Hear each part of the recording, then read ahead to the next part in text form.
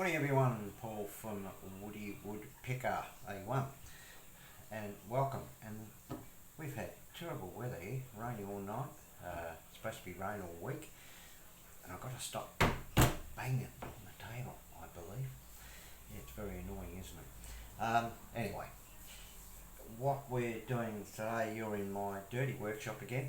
I did clean it up, but worked in here till late last night trying to get things done because I've got I've got a few orders coming in. So this what I'm working on at the moment is an old project that came in with a split center piece. It's a table and chairs. The rest of the table is just over there, as you can see. So what I'm doing is restoring. So I do a little bit of restoring over the years and just getting back into it. So if you've got any old stuff out there on Facebook, I will be putting some pieces on Facebook Marketplace, which is on the Mornington Peninsula here in Victoria. Yeah, I'm just going to show you a trick of the trade that I use. There's two things. Later on I'll probably on another vlog I'll show you, but if you don't already know, when you get small dents, which this one you probably can't even see yourself, but I can, and I can feel it. It's a very slight dent. Now this, because it's a restoration of tables and chairs, I've done the chairs, but they'll get another coat of shellac, or I'll probably put some sort of finish on it, a shine finish, but I'll just give them a quick buff down and then redo those to make them look like new. I was going to keep it for myself, but I've got enough tables and chairs around here, even in my workshop. I'll show you around my workshop one day, but I've got a man cave up the other end where all my boats are. I've got a lounge suite in here, got the TV, I've got a full-size dining room table which seats 8, I think. So it's a home and away from home in here. But anyway, getting back to this. So I put the piece in yesterday, glued overnight. I've got very slight gap in between the two pieces. It's been clamped tight overnight, but you can see the two different types of, or three different types of grains. So I've tried to do the right thing and mix match your grain in, grain up, grain down. But this is just, getting back to this is just a trick of the trade.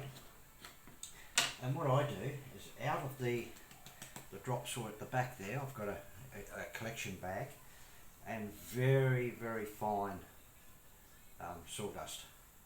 I wouldn't even call it, it's just dust. It's very fine powder. As you can see there, very fine. It's like a talcum powder. So what I generally do is I mix it up with the good old PVA or Gorilla Glue, and whatever gaps, I'll leave this overnight. I've already done a couple here and I'm not really happy with. There's a couple of little where the knots come through. So what I do is just pull them up. Well, this one's up here, which is close to the join, and I'm going to reroute the edge of this table to make it look cleaner. It's got a good sized ball nose on it. I might just change that just a little bit. It's a very old fashioned sort of a table. It's not an antique. I've got a beautiful antique coming in soon, which I've already spoken about, the radiogram. So I'm arranging that hopefully today to get picked up, or within the next few days. But, and that's all I do. Just use as much as I possibly can. The joint's pretty good, but being pedantic, you know, I want to do a good job on this and finish it properly. Sorry about the banging. And that's it. I just keep it in a little container like that and fill it up every so often. So simple. Bit of glue, mix it up together like a paste, and you can see here all those joints now are sealed. I'll give that a sand later on tomorrow, and then that, as you can see, this is the original colour, and the other half of the top. That's only rubbish there now, so throw that in there. And that's, you can see, excuse me. Okay, so you can see what I'm trying to restore. These marks in here, looks like heat marks, burn marks of some sort, where somebody's put something hot. Same in here. There's a few dents here and there, and I'll show you how to get those out. But feeling it across the grain, it's been wet. This table apparently was left outside. Great idea, isn't it? You leave tables like this outside and they're not going to last. These things were only thrown together with PVA glue. No dowels, no nothing. I'll dowel this one back into the original piece just to make sure. But you can see how rough it is. Even the knot, you can feel the knots protruding. That's swollen. And when you run your hand across it, you can feel the grain of ripple because it's been wet. So there's no drum. We'll get it back to looking a little bit better. But as you can see, and it's only pine. It's been pine and it's been stone teak. So I'm going to do exactly the same. I'll get this, and this one's sanded. On this one at the moment, I'm pretty sure I'm using fairly vicious sandpaper to get everything back. Yeah, I'm using a what am I using? An 80. So if you know your sandpapers, that's pretty harsh. 80. But of course I've got to get this veneer off. Now I could have done it two ways. I could have used paint stripper. I really don't like using paint stripper, or I've got a new scraper that I picked up yesterday, because as you can imagine, you know, each week or every fortnight, I'm only on a pension, so every fortnight I go out and get an extra tool that I really need.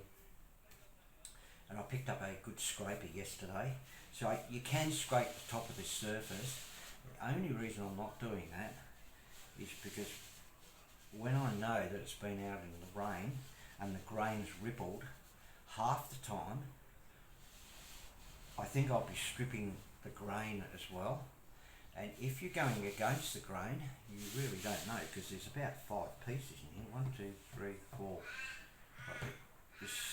Yeah, 5 or 6 pieces. And each way is a different grain. The reason I like doing these, and yet in my trade, believe it or not, these weren't invented when I did my trade. I finished my trade when I was 22. And these things weren't even invented.